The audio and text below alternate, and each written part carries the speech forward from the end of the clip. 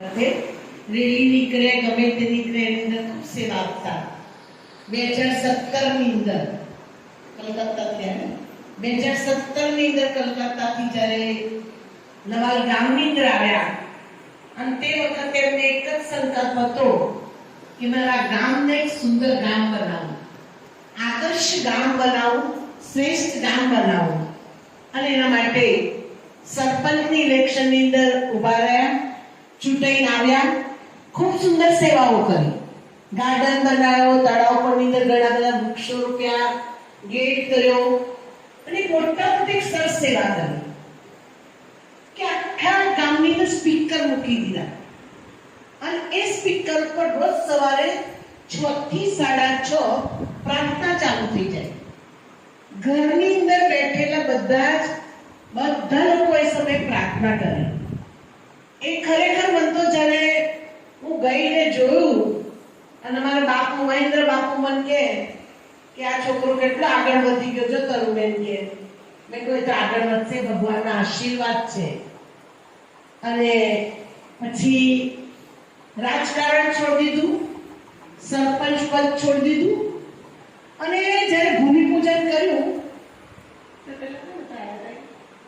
સંજયભાઈ રાવલ આવ્યા હતા, હું પણ ગઈ હતી. તે વખતે જ્યારે ભૂમિપૂજન વખતે ગયું તો જમીન ખાલી એકદમ જ હતી. તે વખત આટલું મોટું સ્ટ્રક્ચરનું મેં નહોતું જોયું કે આટલું મોટું કોમ્પ્લેક્સ બનશે અને આટલી સરસ સેવાઓ થશે. પહેલેથી બાબા માટે, બાબાની બહેનો માટે બહુ રિસ્પેક્ટ છે એટલે મને ત્યાં બોલાવી હતી, હું ભૂમિપૂજનમાં ગઈ હતી.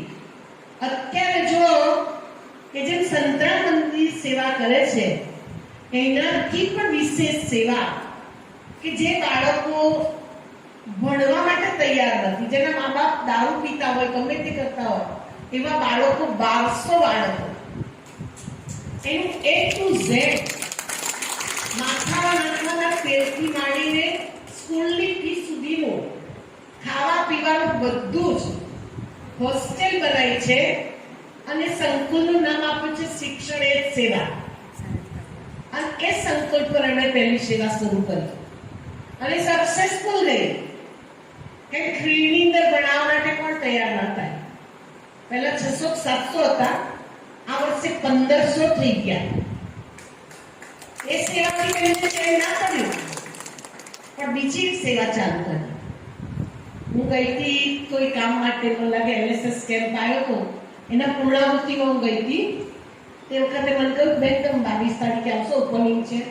મેં પોતે એ વખતે તો આવું છું પણ નહીં બ્લેસિંગ આપીશ.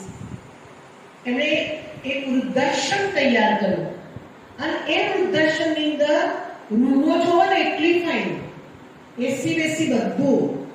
એ વડીલોને કપડા ના હોય તો કપડા પણ આપે છે, બધાનો બાપ છે. એટલે ગરડા રાજા બાળકો કહે આમાં બાપુ છે, શબ્દ હુલામણો. બાપુ આયા બહુ મોટા ઉંમરના. ત્યાં 150 જેટલા આપણી ગીતા પાઠશાળા પણ ત્યાં ચાલે છે. ત્યાં ગરડાઓ રોજ મોડલી ક્લાસ કરે છે. અને બીજું દિવ્યાંગ, એમને પાછો બીજો સંકલ્પ ચાલુ. જગ્યાઓ તો એવી સરસ તૈયાર કરી છે, કોઈક વાર તો મુલાકાત લેજો કાં તો યુટ્યુબ પર સર્ચ કરજો. દિવ્યાંગ લોકો જે આંખેથી પગેથી, દિવ્યાંગ એટલે તમને ખબર છે કે જેના શરીરના અંગોની અંદર કંઈ ને કંઈ કમી હોય, એવા વૃદ્ધો જવાનો બધા લગભગ 150 એ લોકોને પણ વિધાઉટ ચાર્જ રાખે છે. એટલે જેવી તેવી રીતના નહીં રાખતા.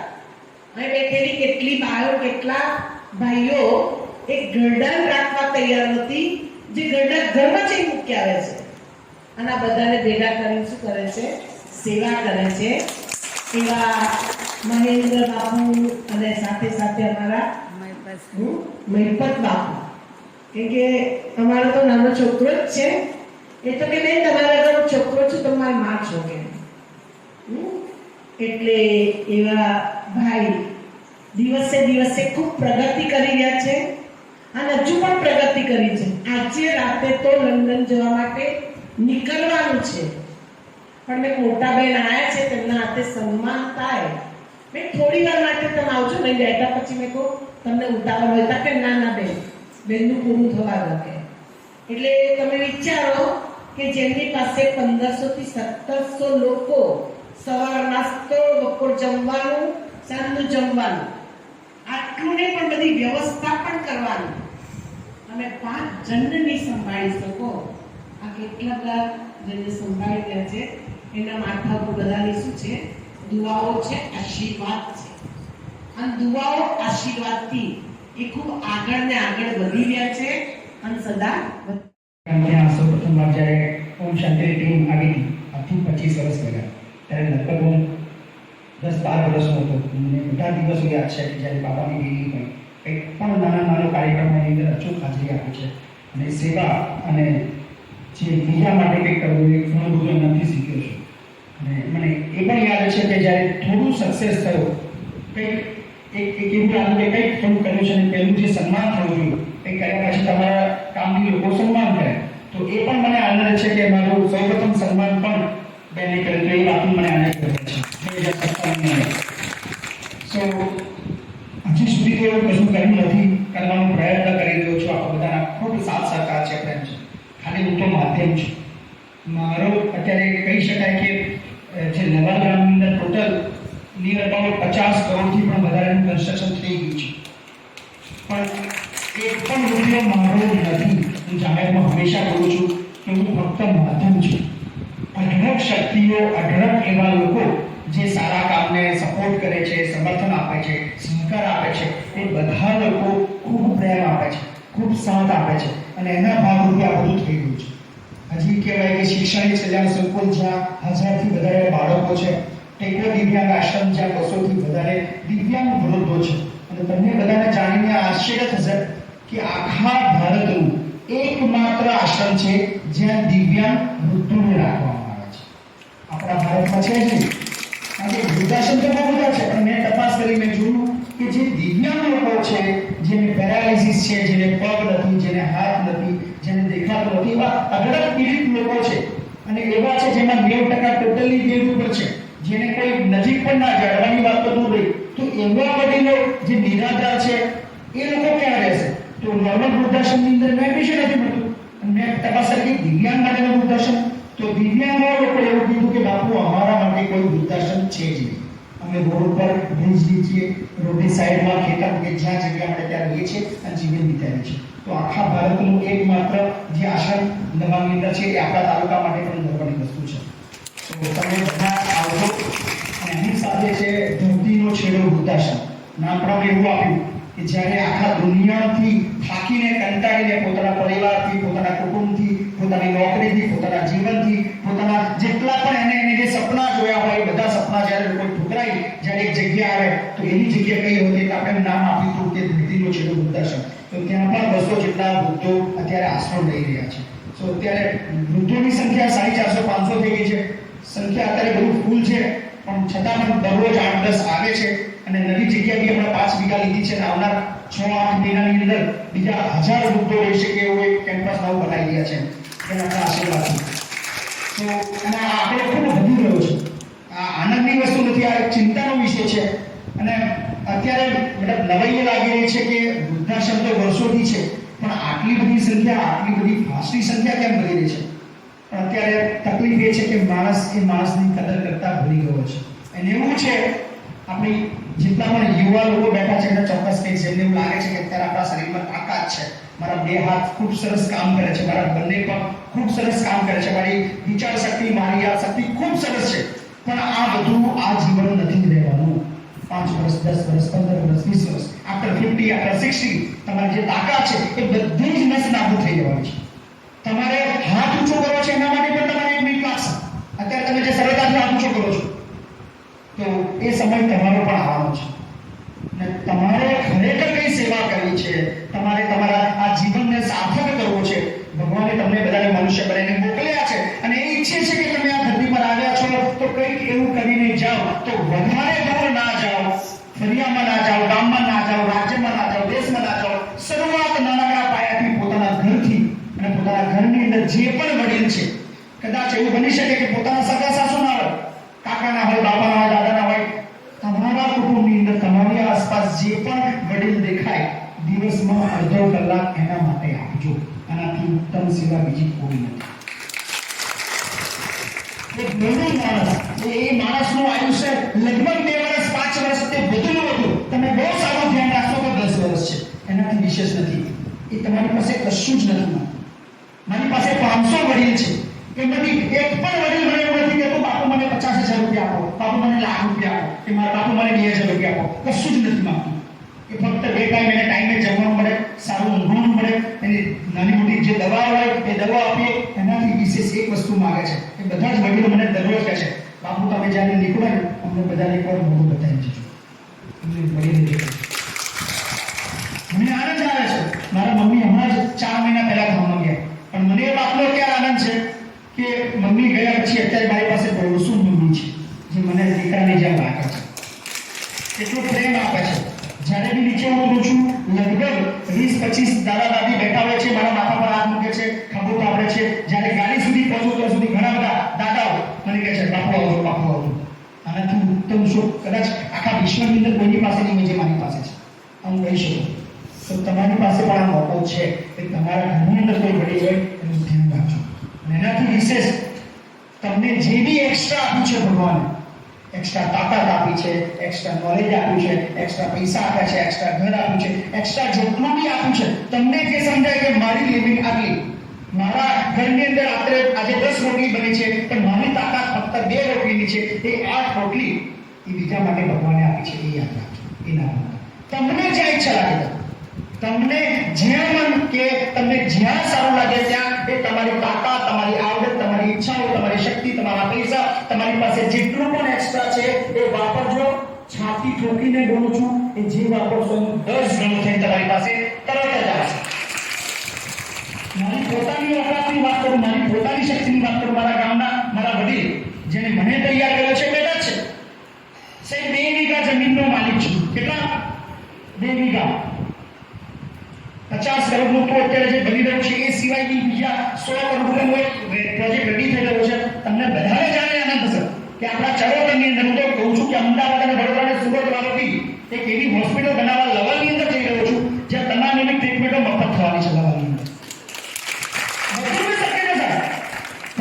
પરમાત્માએ તમને જે અહીંયા માણસ બનાવીને મોકલી આપ્યા છે, એટલી બધી ઈચ્છાઓ આપી છે, એટલી બધી શક્તિ આપી છે, તમારે ફક્ત એના માટે દોડવાનું છે, તમારે વિચારવાનું છે.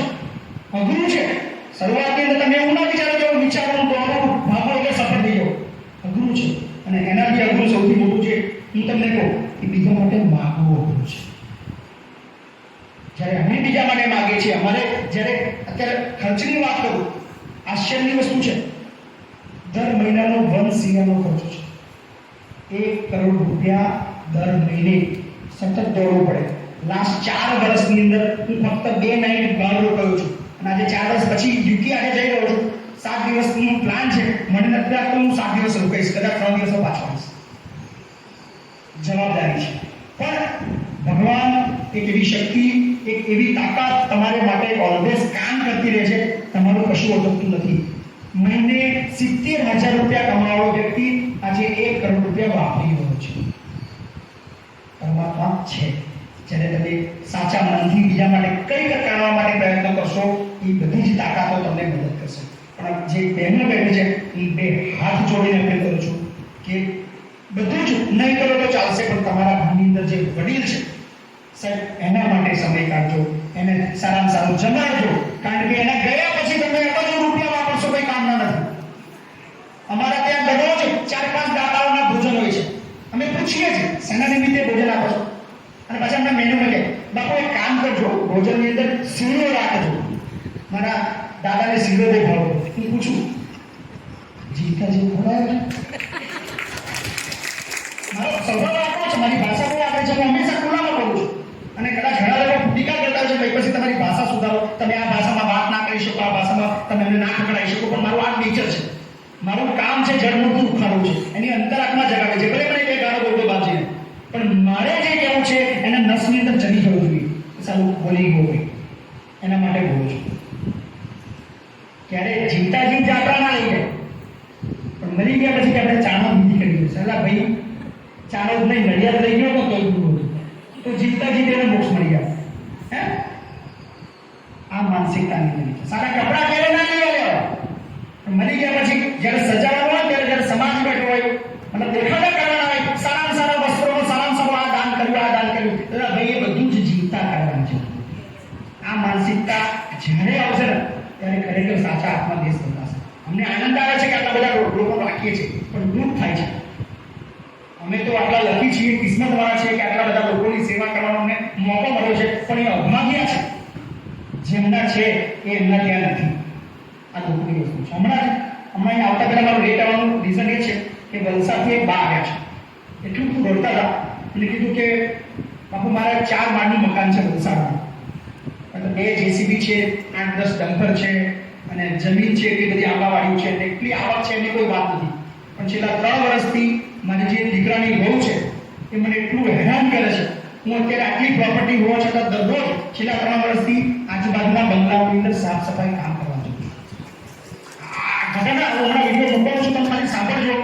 અને એ જે બોલે છે કે સાહેબ મને ખાવા પણ નથી જોતું ઘરની અંદર, મને સુવા દે છે, પણ જે બાથરૂમ છે એના દરવાજાને તાળું મારે છે. આ કઈ માનસિકતાની અંદર, અને મતલબ આપણે ધર્મ અને સંપ્રદાયમાં ક્યારેય પડે નથી, પણ આપણા ધર્મની અંદર છે. આ બહુ કડવી વાસ્તવિકતા છે. સારા માણસ છો તમે કઈ રીતે તમે આવું કરી શકો? તમને ગુસ્સો હોય, તમને ના ગમતા હોય, તમને એવું લાગતું હોય કે અમારા ઘરની અંદર ફાલતુ વસ્તુ છે, પણ યાર તમે એટલીસ્ટ માણસ તો છો, તમે આવું કઈ રીતે કરી શકો?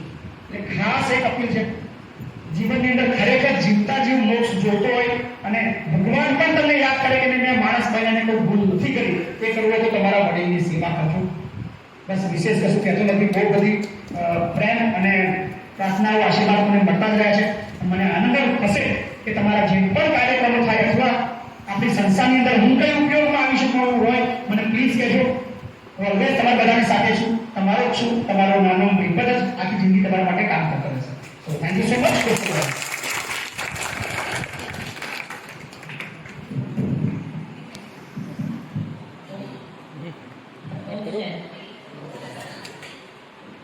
અત્યારના 5 મિનિટ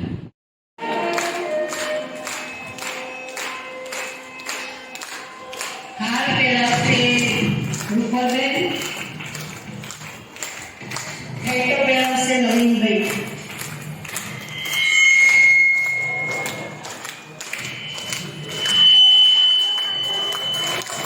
સફળ આપશે ગૌતમભાઈ. ગૌતમભાઈ છે હાજર? હા. સફરજન આપશે અર્પિતાબેન. બ્લેસિંગ અને સફરજન અને સાવ ઉડાડશે આપણા મોટાબેન.